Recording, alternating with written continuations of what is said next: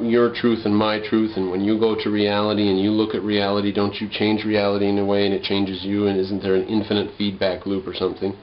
And here Bohm says that when you talk to somebody, there's a mutual exchange of ideas that makes it impossible to get an unambiguous attribution of qualities. What the hell? Okay, so there's an exchange of ideas between two people. Now, if you want to say this guy has attributes A, B, and C, and that guy has attributes B, D, and L, and they have interacted, it's impossible to separate them or whatever. And I think that this is one of the areas I just have to flat out disagree with him. Because people can talk to each other, affect each other, exchange ideas, doesn't mean that it's impossible to say anything for certain about the people. Maybe he would exceed my point, maybe we agree at the end of the day. Anyways. And the interviewer even wants to clarify. He says, so it would be impossible. It would be impossible for us to have this interview tomorrow and for you to say the exact same things you did today. And David Bohm says, right, it would be impossible. He says, no, I could not say the same things tomorrow because we've had this interaction. Maybe he's exceeding a point which I think he should not exceed to, because it's a principle. There's a principle in there, and it's a silly little, the fact that you might have changed my mind or this or that or the other doesn't mean that we can't say anything certain about a person. But anyways, off to another bit. But now the interviewer says, so anytime you've got a view of the whole and you want to communicate it to somebody, you have to step out of it to communicate it. You have to step out of the whole, and you're apart from the whole, and you're separating things, and there's no longer a whole. Now there's fragmented parts. And Bohm says, I think that there's a way possibly to talk about these things without disrespecting or leaving behind or abandoning the idea of the whole.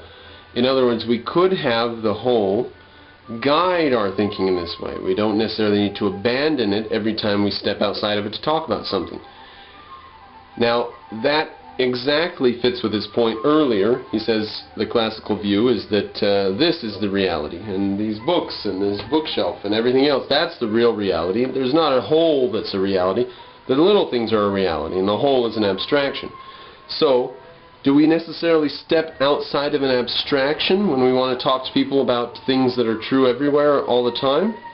No, we can still keep the abstraction of the entire universe and talk about us, ourselves, being in this universe where gravity affects everything, where electricity has such and such, where nuclear energy, blah blah blah.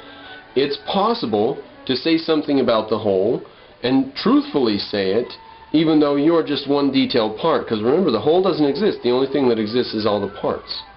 So the interviewer is intrigued, I guess, probably by Bohm's headway against the general current, because the underdog always, a European loves an underdog, or loser or a weakling, but he doesn't realize that Bohm isn't the underdog, loser, or weakling. Bohm has a better understanding and a more robust view of things. And here comes the interviewer trying to even read Eastern mysticism into Bohm's view that we have to remember the whole. And it's Bohm's fault. Bohm should come out and say, I don't mean that everything is a whole that's indivisible. What I mean is induction is proper and acceptable because we live in a universe where we can have knowledge.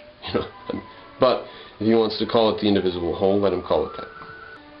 Then the interviewer asks, is it even possible to get this whole world view across with our language today? Is our language, what is he, Wittgenstein here? Our language is even an obstacle possibly. And Bohm says, no. We can use our current language. We can just use it in a different way. It's possible to use language in a different way, he says, than it's being used right now. And he thinks that we could just wait and change our language. He doesn't mention how we would do that, but he says he doesn't think it's necessary. We can use language in a slightly different way. In other words, more exactly define some words. This is a little note to those out there who think that language is an absolute carved in stone by the current generation. So words were used differently 1,000 years ago. So they might be used differently in the future. This word means this today, and I cannot argue against it, right? Like selfishness means you hurt people, right? I disagree, and so does David Bohm. We need to use words more exactly. Selfishness means do something for yourself, does not include damaging others, right? And that's how we need to start using language more precisely and more exactly. It doesn't necessarily mean we need to wait until language changes. What would ever change it? And the interviewer says, so the basic problem is the attitude of the people involved, not the language. The language itself is sufficient, we just need to change the attitude of the people. And Bohm says, yeah, I think that's true. So here we have hint after hint after hint. I guess Bohm's unaware of him, he's not a philosopher. Hint after hint after hint that society and philosophy today have ingrained assumptions which are going to have to be changed, questioned. And there we go, is another instance of that truth. Then, he says, look how this fragmentary approach in the people at large has led to certain bad things. He says he thinks the people at large are getting sick of the fragmentary approach, and this is the worst piece of evidence I think he's offered. He says, look at ecology, look at the environmentalism bit. Look at the fact that people look at the environment as a bunch of little disintegrated pieces, but on the whole we're doing damage. And he says we're going to have to change our view and look at the whole so we can rebuild.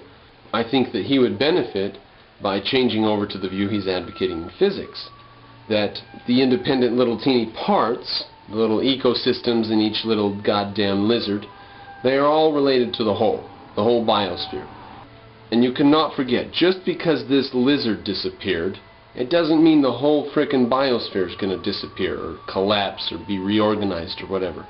Let's not forget the whole, right? Let's remember the whole and not focus so closely in on the parts. Don't forget the part is a part of the whole. He would benefit by advancing his generalization a little further there in that field.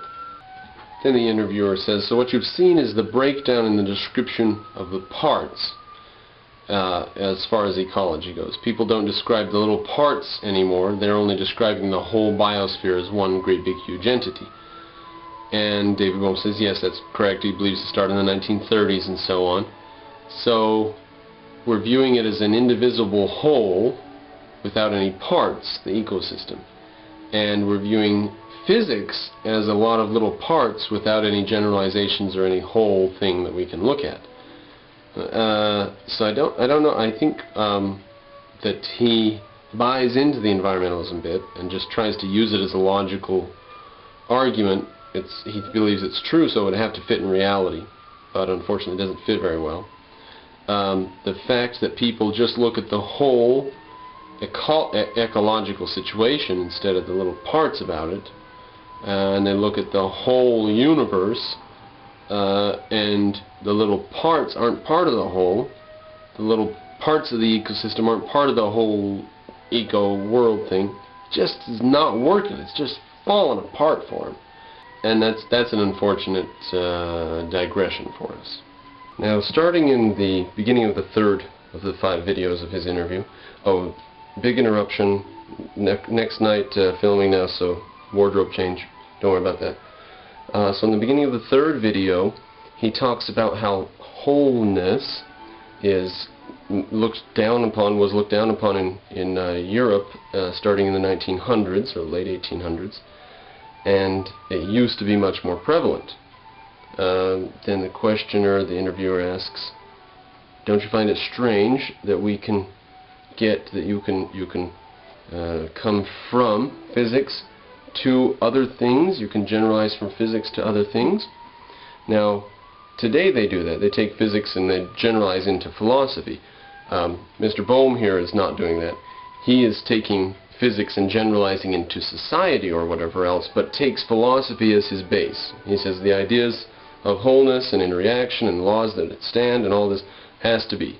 Those are minimum. That is how we start. Then we can learn things from quantum mechanics and stuff, and we can actually apply this to the real world.